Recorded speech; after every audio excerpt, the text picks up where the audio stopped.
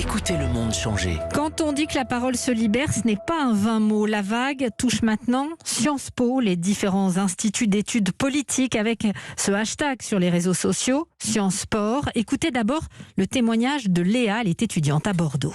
Le tout début de l'année, c'est l'intégration. On fait beaucoup de soirées. Et à ce moment-là, avec un groupe d'amis, on a toutes les unes les autres à des soirées différentes été malmenées, voire agressées, voire forcées par un garçon qui était dans ma classe à faire des actes sexuels ou diverses choses de ce genre. Ça a été très violent pour nous parce que, on arrivait dans l'euphorie un peu de la première année, de l'entrée dans les études supérieures et dans la vie d'adulte. Et on a été très vite confrontés à cette violence-là. On m'a très clairement dit, par des femmes qui étaient en 3e ou en 4e année, fais attention dans les soirées, fais attention à l'intégration, fais attention au week-end d'inté. Le CRIT, qui est donc la compétition sportive inter-Sciences Po, je vous en parle même pas. Et là, de voir la quantité de témoignages autour de moi et de personnes que je connais qui ont vécu des choses similaires, ça me donne envie d'en parler. Je me dis qu'il faut que je rejoigne cet effort collectif de libération de la parole. Voilà Léa qui a accepté de témoigner au micro de Stéphane Place à Bordeaux. Et à qui on dit fais attention, comme si c'était à elle de faire attention. Un témoignage parmi des milliers d'autres. Des étudiantes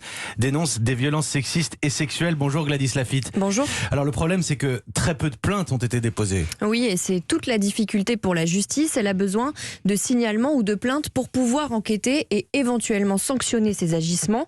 Pour le moment, il n'y a qu'à Toulouse qu'une plainte a été déposée pour viol. C'était samedi dernier. Une étudiante qui aurait été victime d'un autre élève plus âgé. Et dès que le directeur de l'Institut d'études politiques de Toulouse, Olivier Brossard, l'a appris, il a épaulé cette jeune fille qui, au départ, voulait rester anonyme.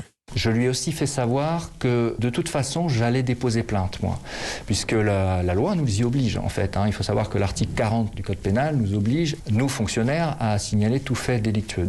Donc à partir de ce moment-là, elle était accompagnée et puis ça, progressivement elle a cheminé et puis elle a fini par déposer une plainte.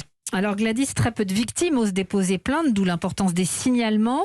Et comment ça se passe dans les autres instituts d'études politiques ? Alors à Strasbourg, il y a eu un signalement qui a été fait par la direction à la justice, c'était la semaine dernière, pour des faits qui se seraient passés entre étudiants en 2019 et pour lesquels la victime n'avait pas non plus souhaité porter plainte. Autre IEP, à Grenoble, 2 signalements au parquet ces dernières semaines, mais toujours aucune plainte déposée.